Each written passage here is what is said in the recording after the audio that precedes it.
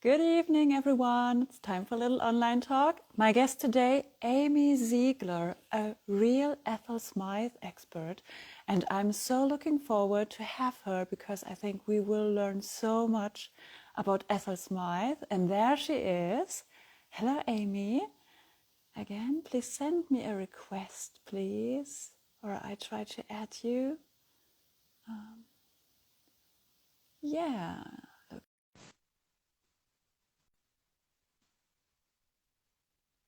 So let's get started. Welcome.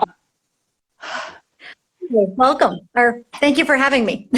Yeah, it's so great. Thanks so much that you have the time. I already presented you a little bit. I said that you're a real Ethel Smythe expert. So please, could you tell us what you're doing and also what you're working on? Sure. So I am, as you mentioned, an Ethel Smythe scholar. I've been working on her music for almost 20 years now, since I was Wow. in graduate school. And so I've been really studying her music and her biography and digging into that for quite a long time. And my initial foray into her music was through her chamber music, and so I've Aha. published some things on that. I'm also a pianist by Mhm. training and am very interested in her chamber music with piano. And since my initial work on her chamber music, I have branched out into explorations of her operas, her choral symphony, The Prison, her other works that are less explored in the academic scholarship. Oh, that's great. So, what were the first chamber music pieces that you discovered? So the first piece I heard by her, and it was one of the earliest pieces I discovered by Smythe that I listened to personally, and it was her violin sonata. Her Opus Oh, wow. 7 Mhm. Sonata in A minor is just an amazing work from 1887. And I had actually started researching Smythe's music at the suggestion of my advisor when I was in graduate school, Mhm. again, back in 2004, I think it was, Oh. and was fascinated by her biography, by who she knew, the name dropping that she Mhm. gives in her biographies, where she knows Queen Victoria, she met Brahms and Clara Schumann, and as then most of us are fascinated by her initially from that point, where there is this really interesting, rich, long life that she led. And then I started listening to her music, and I think the second piece I found was her violin sonata. And I started looking for Mhm. research on her chamber music and didn't find much. And that's Where really where what's, did you listen to that on YouTube already or a CD? Do you remember? I think at that point, it was, I believe it was YouTube, but I would have to double check that. That was a long time ago. I Uh-huh. know early on I started purchasing her CDs. So there's a Uh-huh. couple of labels, Troubadour and a few others had put out Smythe's chamber music in a series of volume CDs. Uh-huh. And so I acquired those really early on, and those were my early listenings. Hmm. So you listened to this music and then you started to do research for the music. And how did it continue? Sure. So I started working with the violin sonata first and exploring that piece, and quickly Uh-huh. discovered her other chamber pieces, her cello sonata opus 5, her string quartet Hmm. in E minor, which is one of her more widely known pieces. And actually, a new recording of her string quartet in E minor was just released, which I'm really excited about. Um, and in the course of formulating research questions and doing my work with my doctoral work with my dissertation, I started to wonder about Smythe's voice as a composer and Hmm. what was her musical style. Were there characteristics that her music had in common?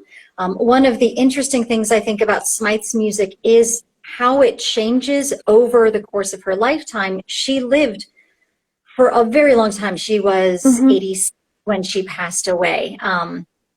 And so she lived quite a long time through a lot of different style periods, from the late Romantic through the neoclassical.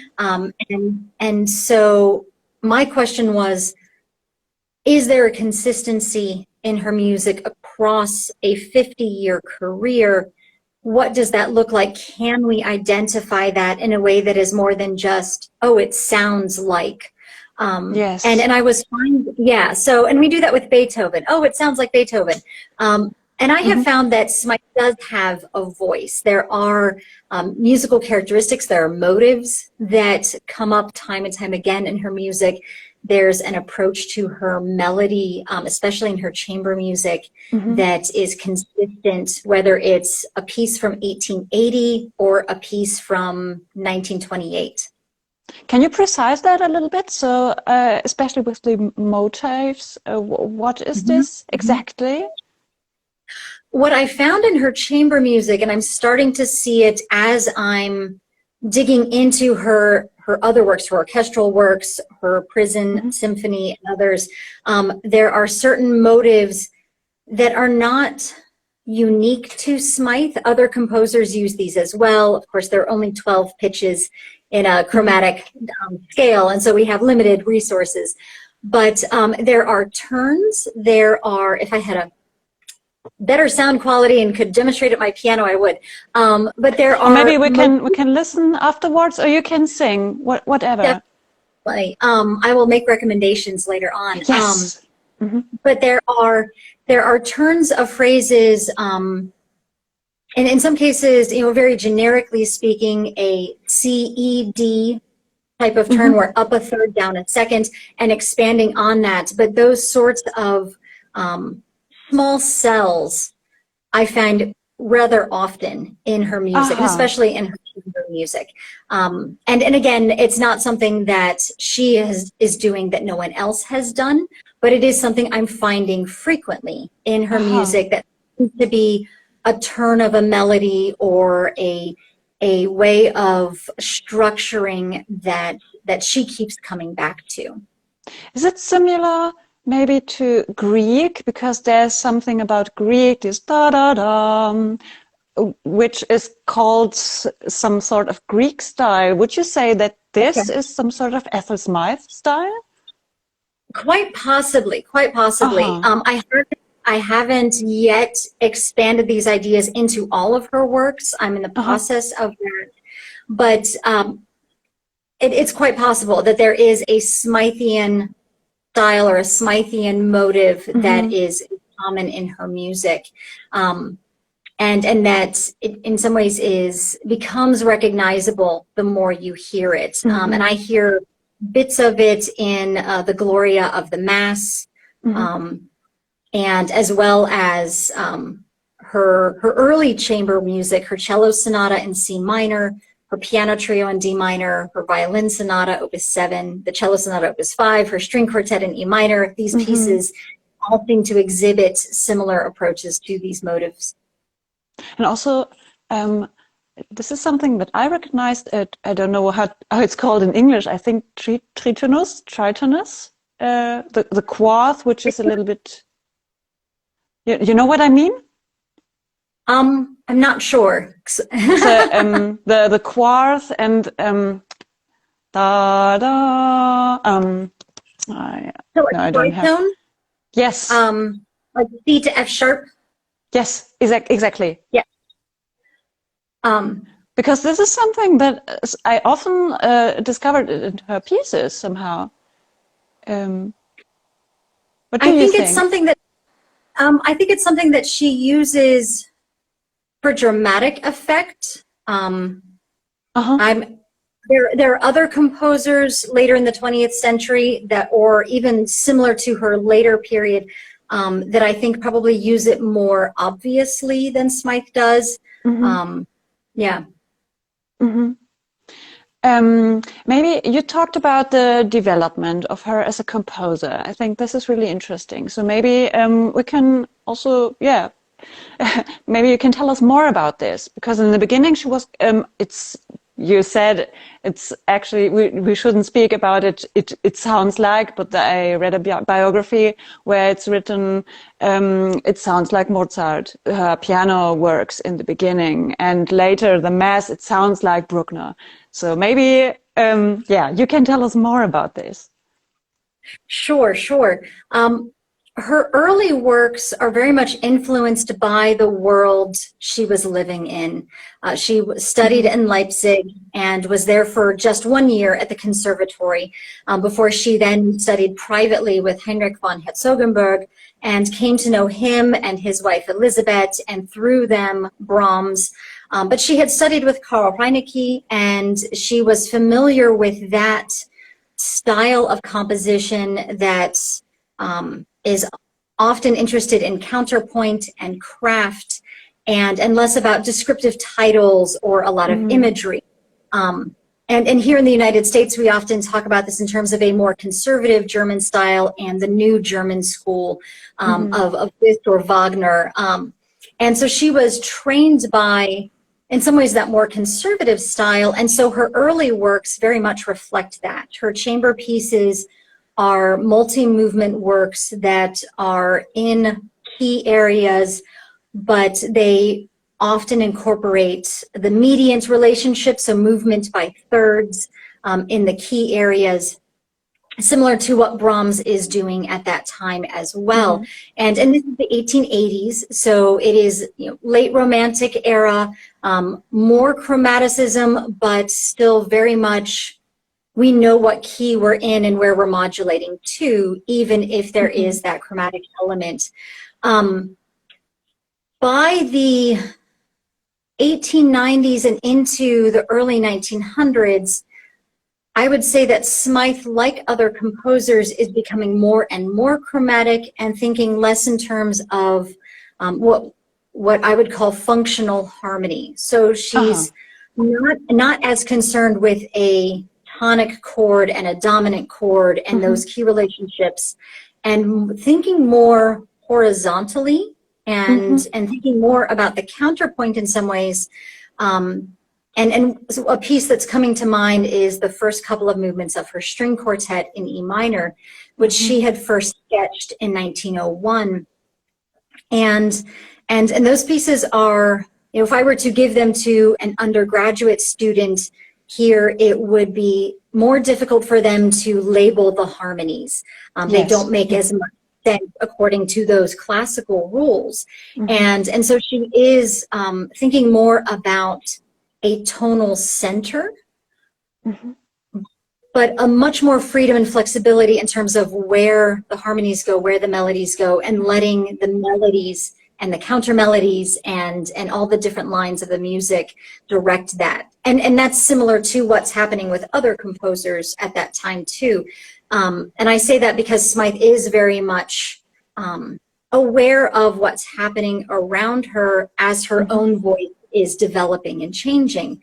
And so then we get the Wreckers, which is drawing upon romantic ideas, drawing upon Wagner, but also bringing in these new ideas of less reliance on strict tonal rules, allowing the music to be more chromatic, more flexible in its harmonies. And I think that makes it more interesting and more dramatic, especially in the second.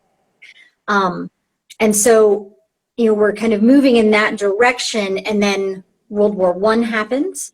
Her librettist, Henry Brewster, passed away just before World War I in 1908. And what we see after World War I is a shift in her style that is sometimes described as neoclassical. Her opera Fête Galante brings in gavottes and musettes and these old dances. And so similar to, again, other composers of the time, she's drawing upon those forms of the past and bringing in English ideas, and especially the English versus the French in that particular story, and in Entente Cordiale, her last opera. And so we see this move from the late Romantic style of the 1880s to a neoclassical style in the 1920s. And in some respects, we could examine Smythe's life and look at the different changes that are happening in Western art music and see those changes happening in her music. Mm-hmm. Oh, great. Fantastic. What is most fascinating for you about Ethel Smythe? That's a wonderful question. Yes. There's so many different directions that I could go with that.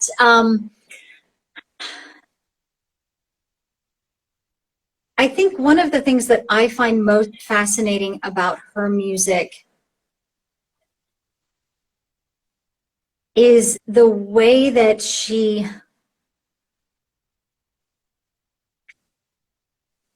infuses her music with elements of herself Uh-huh. and what's happening in her life. And so, and I mentioned earlier that my initial fascination, I think like a lot of people who come across Smythe, was with her biography. Mm-hmm. And at one point in my research, setting that aside and just looking at the music and what is the music saying and how is it structured and organized. And the more I really dug into her music and did close readings of it and explored manuscripts, explored her letters, her private writings, not just her published memoirs, the more I found that there are these ideas, these emotions, these themes that she is grappling with in the music. Mm-hmm. And that's not always obvious with hers. And so, and that's one of the things that I find really fascinating is what does she have hidden within that music that maybe isn't on the printed, published Mm-hmm. score, but she mentions in passing in a letter, or it is, very obscure, but is in the score. And I'll give a great example of this. Her violin sonata, the slow movement, the romanza movement, has in the upper corner of the score what looks like a citation to something. Mm-hmm. It's very unobvious. And it says Dante INF V 121. And so referencing Dante's Inferno, Canto 5, verse 121, which is actually a very famous phrase from the Francesca da Rimini story. And I'll loosely paraphrase that it's, there is no worse misery than remembering times of joy that no longer exist. It's that line that Tchaikovsky alludes to in his Francesca da Rimini overture that appears in Otello, that Liszt quotes. It's the famous Dante phrase that a lot of musicians have focused on. And in her piece, it's just this little, very small, unassuming mention. And unless you look it up and figure out that that is this canto, which is the famous Francesca da Rimini story where Francesca is supposed to be married to a man who is not attractive. She marries him by proxy to his more attractive brother. She ends up having an affair with the brother. They end up murdered, and that's how they end up in this particular story of hell.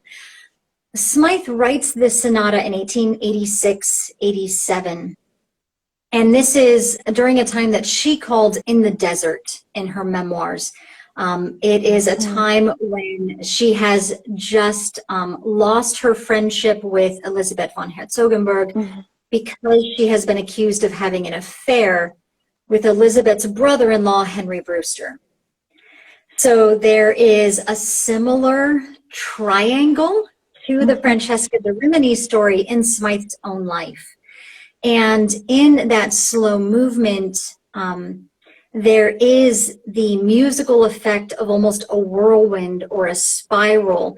The form of it starts out as an A section and then a smaller, more exciting B section to a very condensed, exciting middle section, and then it works its way back out through the B section and the A section.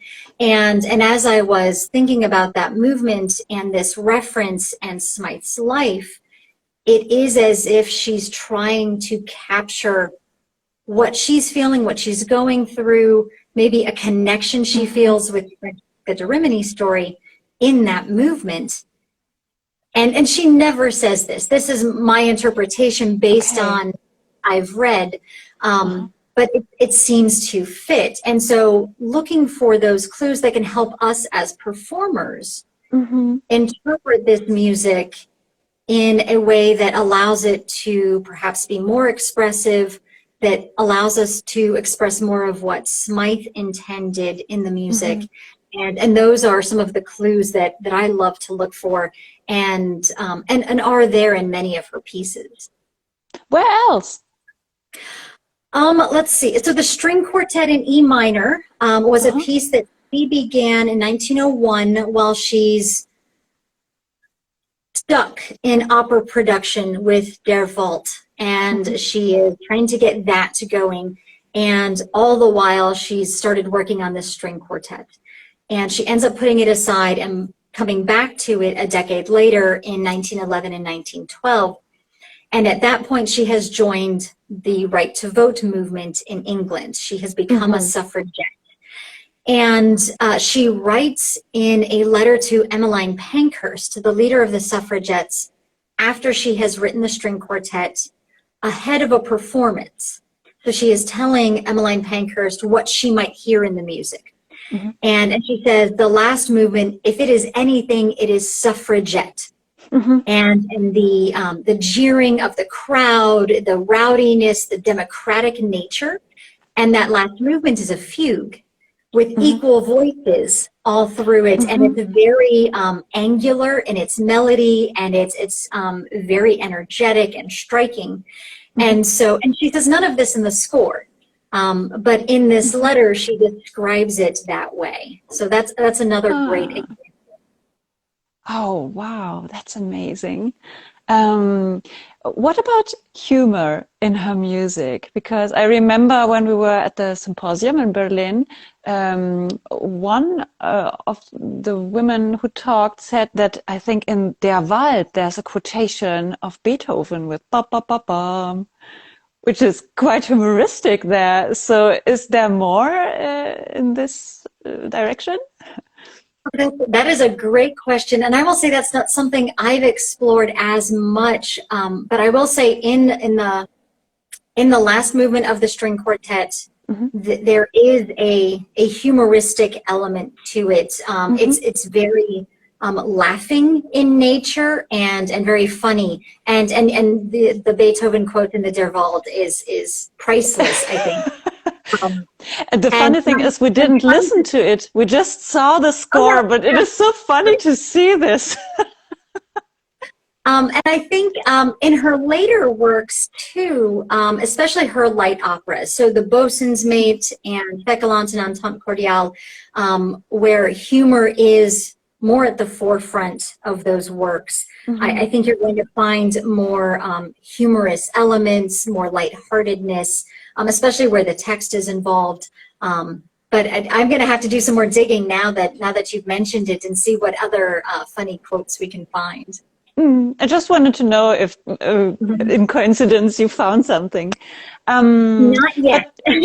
Okay, but let us know if you find something. I think this is quite, interesting, because not a lot of composers are humoristic in their works. And when you read her books, she was such a smart person, and I think I would have liked to meet her because, she's nice. Intelligent, brilliant, and really a nice and kind person. And I think she was funny. So we talked about the wreckers. So in your opinion, two questions concerning the wreckers. For you, who is more a British composer, Elgar or Smythe? And the other question related to this, is the Wreckers something like a national opera? Could it be something like a national opera for the British people? Those are great questions. To address the first one, in my opinion, I think Elgar is the more British composer. And I would love to actually have this conversation with, I've got some colleagues and friends. Leah Broad is one that I would love to debate that question with and see her opinion. But I think Elgar wrote pieces that were more prominently played for the British audiences. Mm-hmm. He was more associated with what Smythe called the syndicate or the machine, that group of faculty members and orchestra directors and men, frankly, in British society who controlled what was performed, whether it was the choral festivals or Covent Garden or Crystal Palace. And Elgar had much more of a presence, and so many of his pieces, I think, are more with the English audience in mind. He had wanted to study at Leipzig, but didn't. He wasn't able to. And on the other side of that, you have Smythe, who did study in Germany for several years and was very much influenced by Germanic composers, but also by French composers, and as much as she was by English hymns and folk melodies and those influences. And so I see her as more of a cosmopolitan or international composer rather than a national English or British composer. In terms of the Wreckers, I would argue the same thing, that the Wreckers, while it is set in Cornwall, is in some ways highlighting the otherness of the Cornish community there on the England, and in some ways geographically far away from London or the center of England, and for Smythe and the way she might have seen it then as well as this other place with this exotic coastline and these closed off communities that were different from mainstream society. And so while it is set in Cornwall, it also has this element of foreignness to it rather than British us community.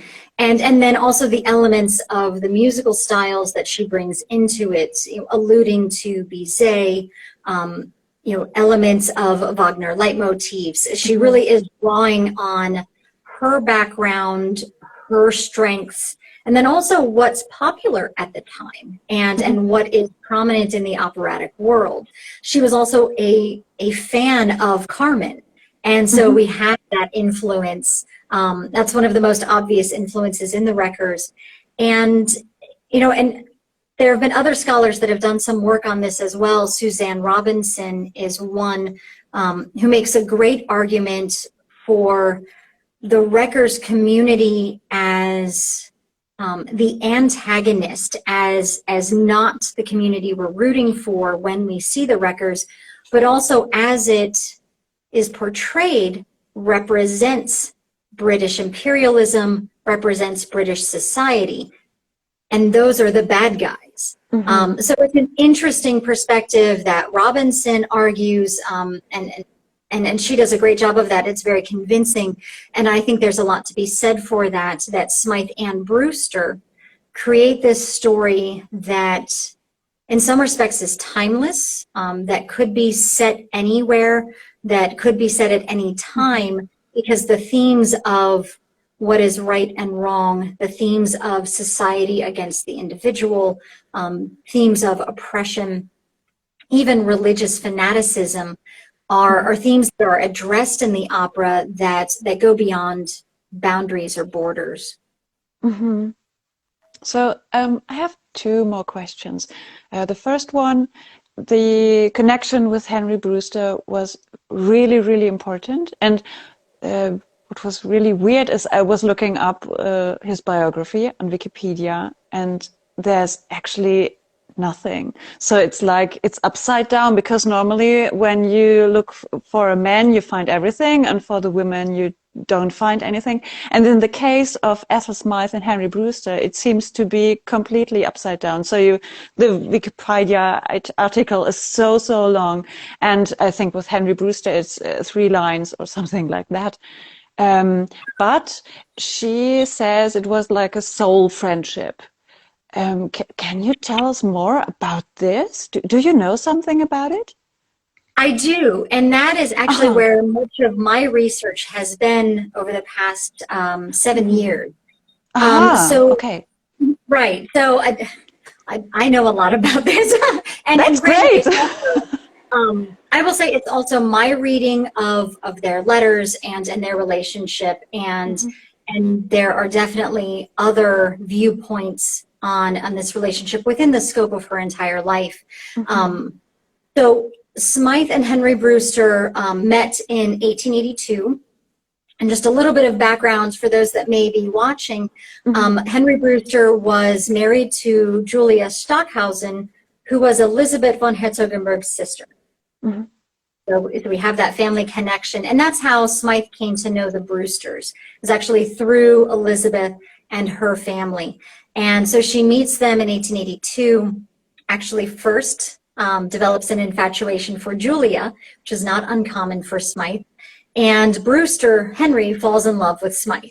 And this circles around and is debated and argued over for a couple of years. And in 1884, Smythe and Brewster start writing to each other. And they begin a correspondence that for the first 6 years is a very strong correspondence for the first couple, and then it falls off as the relationship becomes tumultuous. There is quite a bit of debate about mhm, whether to engage in adultery. He is married. mhm, Smythe believes that that is wrong and that she would not be a part of that. She also has been cut off from the Herzogenbergs and most of her friends in Leipzig by mhm. 1885. And so that is how this relationship begins.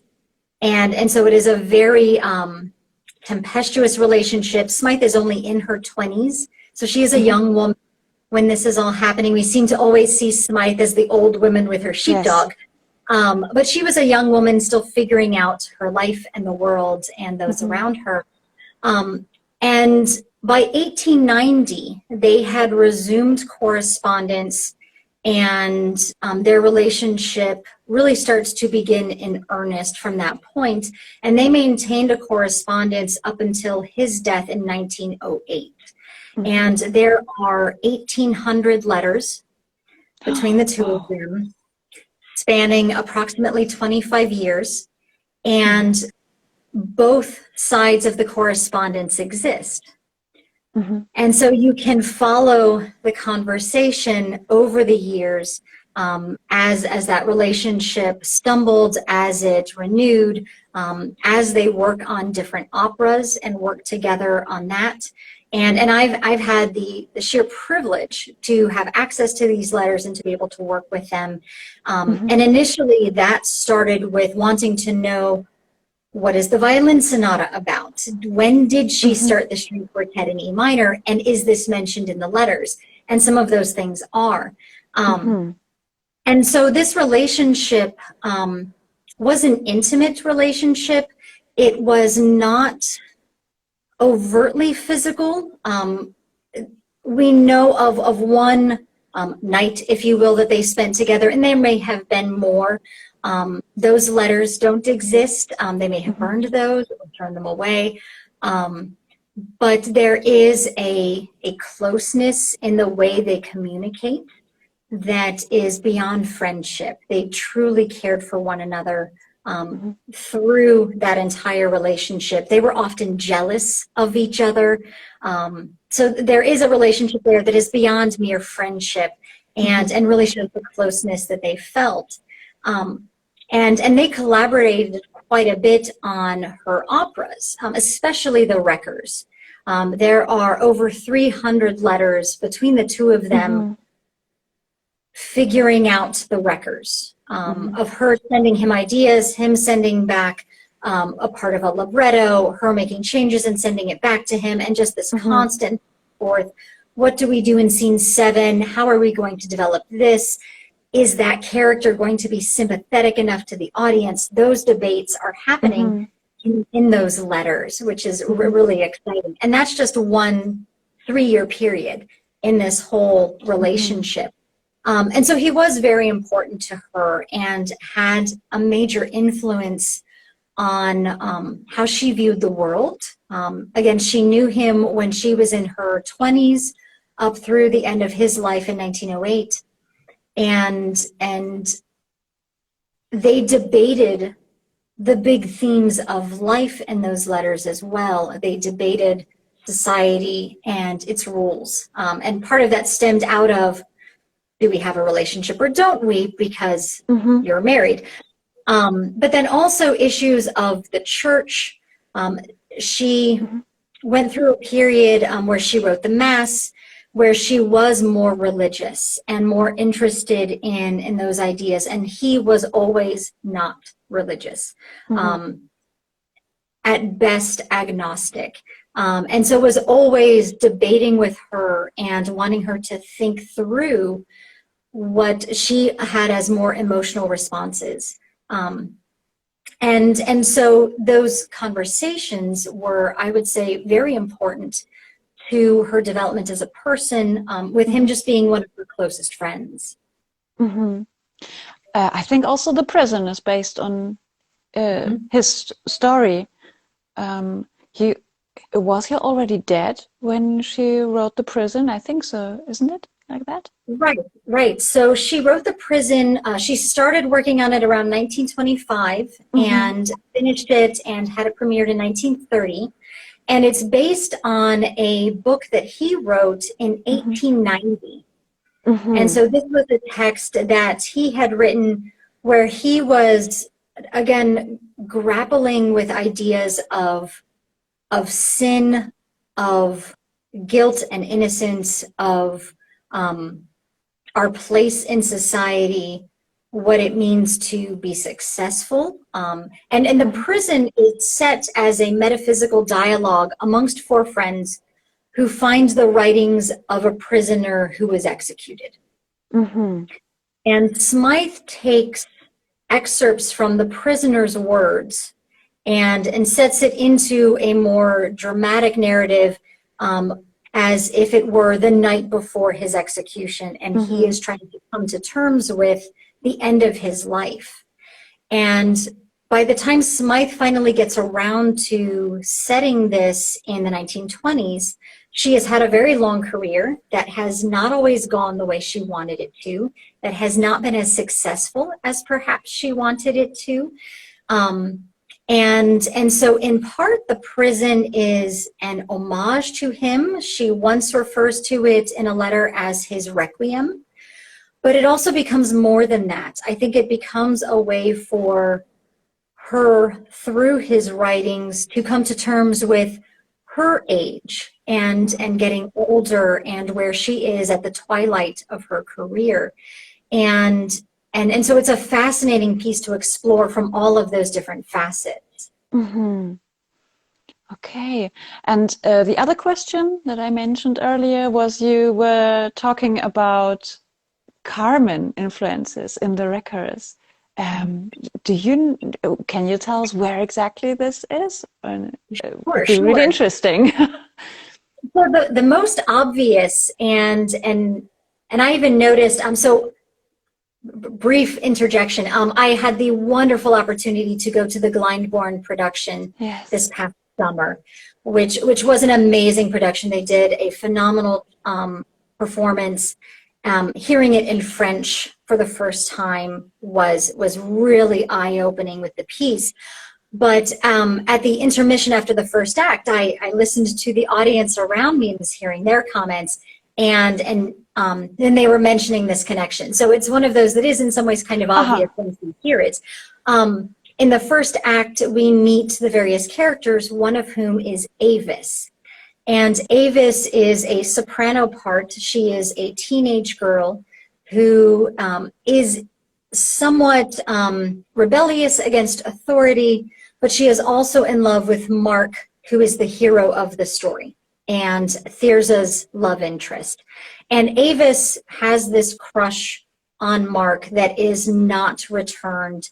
And at one point, she is trying to flirt with him and trying to convince him that, you know, we should be together. And of course, he rebuffs her after this. But the aria is fleeting is a maiden's favor. And so she is singing this in a very flirtatious manner.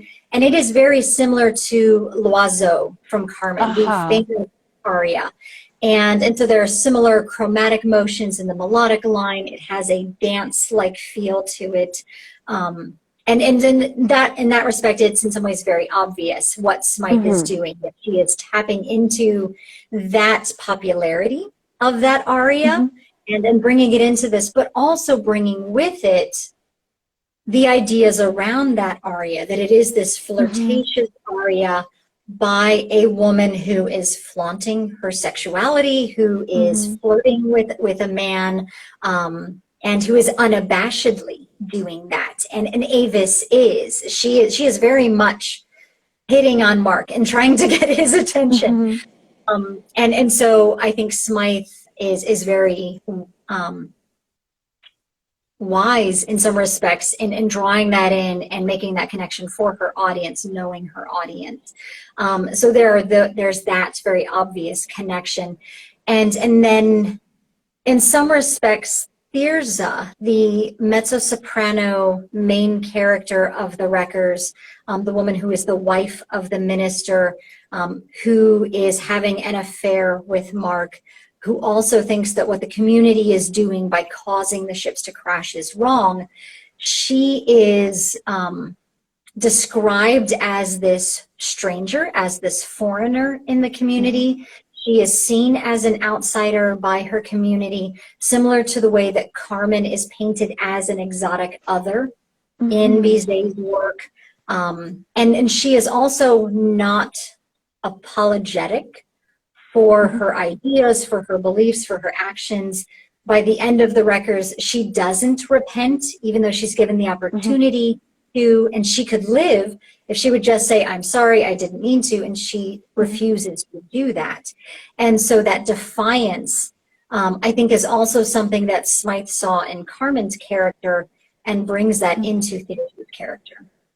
Oh, great. Thanks so much. It's really so interesting. Fantastic. So in your opinion, is Smythe a commonly well-known composer in the UK? And what about other countries? What is your impression? I think more recently in the UK, I would say yes. Just this summer with the BBC Proms series, there were 5 performances of her music, which may be the most ever in a prom summer. Her music was actually included as part of the Queen's funeral at Windsor Chapel. And so she is getting that recognition. I think she is more well known now. Of course, there was the Glyndebourne performance of the Wreckers this summer, and that received quite a bit of press and a number of really positive reviews. And then her mass is starting to be performed more often, not just by more major choirs that have better funding, but by smaller organizations as well. So you have the Northampton Bach Choir is performing her mass. So it's not just the major organizations, but other organizations too are really taking a new look at her work. So I think in the last 4 or 5 years, she has gained much greater attention within the UK. In the United States, where I am, it's starting to become, her music is starting to become more well-known, but there are still so many people that I encounter where I say, I research the music of Ethel Smythe, and they say, who? Yeah. and that's starting to change too. The Prison was performed a few times as James Blatchley and the Experiential Orchestra were preparing for the recording of that, which came out a couple of years ago. There are organizations that are performing the overtures to the Wreckers or the prelude to the second act of the Wreckers. That's becoming more common. I'm seeing more instances of her chamber music being performed, which of course is in some ways easier to put on because you only need a few performers and not a whole orchestra. Also, beginning next week, the Houston Grand Opera is going to put on a 5-night run of the Wreckers here in the United States. And that's the first performance by a major opera company of the Wreckers. And so I think there is increasing attention to her and her music, more so than there has been in quite some time. I think Der Wald was the opera which was first performed at the Metropolitan Opera. Do you know what happened after this performances? So was there a sort of hype around Ethel Smythe, or was she an exception and forgotten? In 1903? Yes. There was hype around her before and after that performance, and I think that's part of why the Wreckers was able to get more performances. She never felt that she had a successful run of the Wreckers, but she was building on Der Wald, which wasn't an overtly successful opera. The critics were mixed on it, but her having that opera performed at the Metropolitan Opera in New York was a massive event for New York society and was all over the newspapers. She was here a month in advance for the rehearsals, and so was also giving interviews and was in the papers quite often. Oh, okay. And then following it, there were several weeks of follow-up reviews and opinion pieces. The first performance happened, and then the second happened a week later. So there was time for the press. And then she ends up going back to Europe following this. And unfortunately, the New York reviewers were really negative. And so... What did they write? A lot. One said that the clangor of brass and the shrieks of strings failed to woo the audience. And that's just one famous quote, and that it was virile and masculine, and it was an impressive feat for this little English girl. Who was 45 at the time when this happened. She wasn't a girl by any means, but she was small in stature. But so that the reviews were generally very negative. Either her music wasn't modern enough, or it was too modern, it was too chromatic or not chromatic enough. And you do get both sides of that. There isn't a consensus by the reviewers. They did note that her treatment of the chorus was wonderful. They all note her orchestration is excellent, and she is very skilled in that. But many of them also say that it was too ambitious, which is often the language for a woman shouldn't be writing this. And what's interesting about the reviews, so the New York critics of Der Wald, again, were very negative after the performances. Outside of New York, this event made it into the newspapers all the way across the United States. And geographically very far away, states like Utah and Montana and Idaho, Hawaii. So this was mentioned at the very least, opera by a woman composer, and this was seen as a very positive event. But then there were also articles on her biography and what an amazing accomplishment this is, and that this was a great success. And so outside of New York, there's very much a different perspective from the New York critics, and they very much viewed her as an outsider who used her society connections to get this performance, that it wasn't very good, so there must be another reason for why it was performed, alluding to her connections to Queen Victoria or the British ambassador or high society in New York, which is how many opera composers get their performances performed. You need those connections to make that happen. And so, again, the critics were very staunchly against it. She tried to get a performance in Boston immediately after, but that fell through. There was a performance in Strasbourg that happened.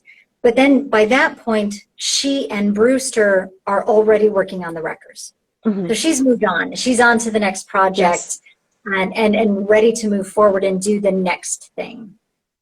Maybe this is why she was so successful, because she was so energetic and also very optimistic, actually. And stubborn. Yes, determined. Determined. Wonderful. And that, I think, is something that I take as an inspiration from her and her story is she would go to conductors' offices and knock on their doors and say, hi, I have an opera. You need to hear this. You need to perform this. And she spoke in an interview with one of the American papers in 1903 and said that from her perspective, it took a sort of physical fortitude to be able to do this time after time, to constantly push for a performance, to take rejection by conductors, by performers over and over and over again, and to keep receiving no and asking for yes, and to travel extensively. So she wasn't just in London writing letters. She was traveling to Germany. She was traveling to the United States. She was traveling to Austria, to France, to try and make these things happen. And she notes that it takes a lot of energy. It takes a lot of determination. It takes a certain stubbornness to keep that going in the face of all the barriers that were put up, whether that was a barrier because she was an English composer, or a barrier because she was a female composer, or because she had these connections to high society. All of those things were things that she fought against.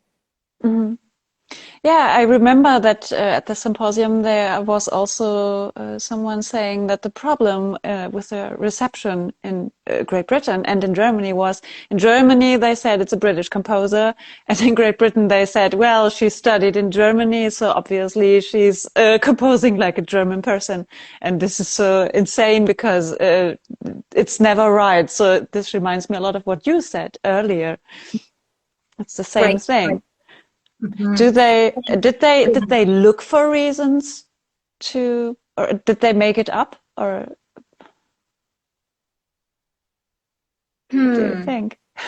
Because for me it sounds so constructed somehow, because you could be proud to have a British composer which has such a big repertoire of musical speech and language, but in spite, you say it's negative, but you could actually do it the opposite way. Right. I think in some respects, the critics could find what they wanted to. And I think that ties back into the cosmopolitan nature of Smythe's music, that it is not obviously British or English music. And it's also, especially later on, not obviously European sounding or German sounding. But if you wanted to, you could find that. There are elements of both. So I don't think they're making it up. They're picking what they want to highlight.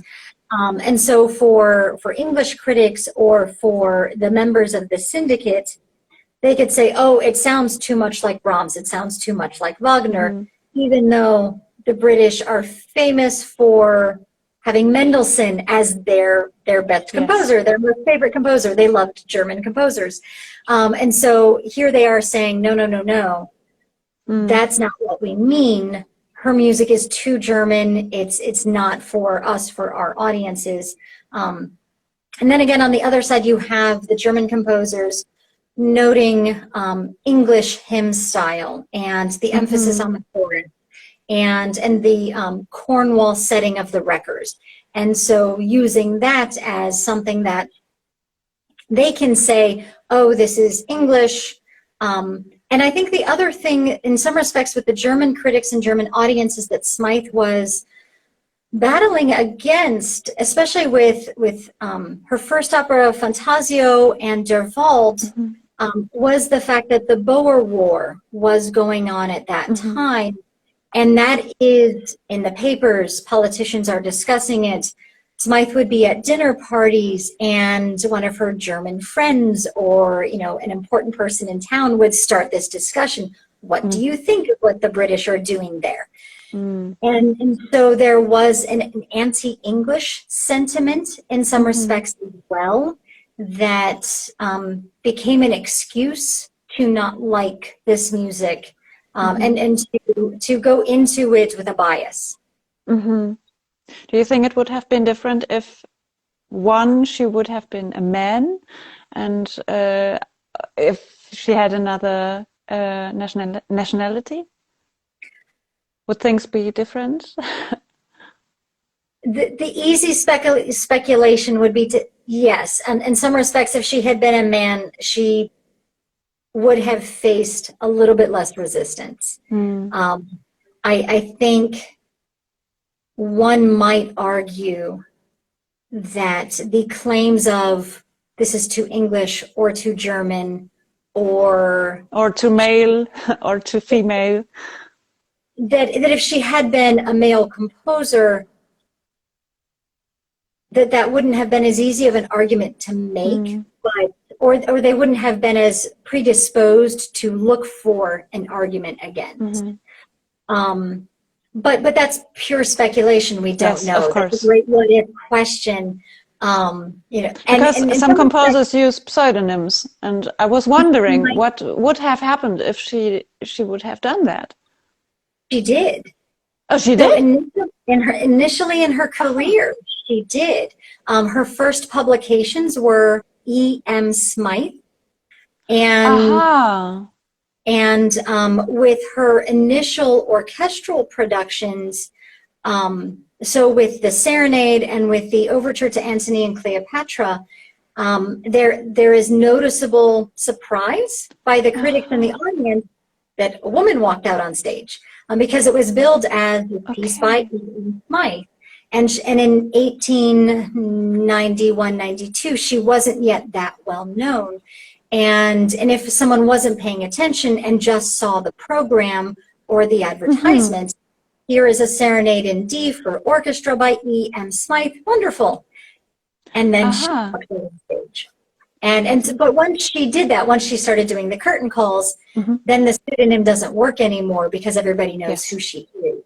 But she was able to get some early publications and have them published by Peters and great German publishers, in part because she put E.M. Smythe on the cover. Wow, that's amazing. I didn't know that. Great. What a discovery. So we're nearly talking for 1 hour now. Maybe my final questions now. So what are you currently working on? What are your long-term goals or your dreams concerning Smythe? And maybe some recommendations, books, CDs, works. Excellent. I'll try to keep it short since we've been talking for so long, but this has been a wonderful conversation. But it's no problem. We can also continue. Take your time, please, because it's very, very interesting. Yeah? Sure. You don't have to hurry. So what I'm currently working on, I have a few publications in the works, a couple of chapters that are coming out. One is going to be on Smythe's string quartet and connections to suffrage. And so what we were referencing earlier, that's going to be fleshed out in more detail in a forthcoming publication. I also have a chapter coming out on the prison and the connections to Brewster's text and how that really came to be, and contextualizing it within that 1890 period, and then fast forward to when she finally composes the work. So that's also something else that's going to be explored in much more detail in that chapter. And I'm also working on a publication, a chapter on her chamber music, and trying to explore some of the pieces that haven't been talked about as much in the scholarship. So some of her unpublished chamber works, or some of the works that aren't as well known, are going to be the focus of that chapter, and that's coming out, I think, in a year or two. So it's still a little ways away. The longer term project at the moment is the letters between Brewster and Smythe. And as I've been working with these letters for quite some time now, they are held by the Brewster estate. And I have developed a great, wonderful rapport and relationship. I'm really thankful for it, with the great grandson of Henry Brewster. Oh, wow. Who manages that archive. He is a wonderful gentleman and an intellectual. And so I am hoping to, in the next few years, I'm working towards publishing the letters between Smythe and Brewster, and putting out a curated, annotated edition of those letters, in part because most of Smythe's letters are handwritten. They have never been transcribed. Some of Brewster's have been transcribed, but not all of them.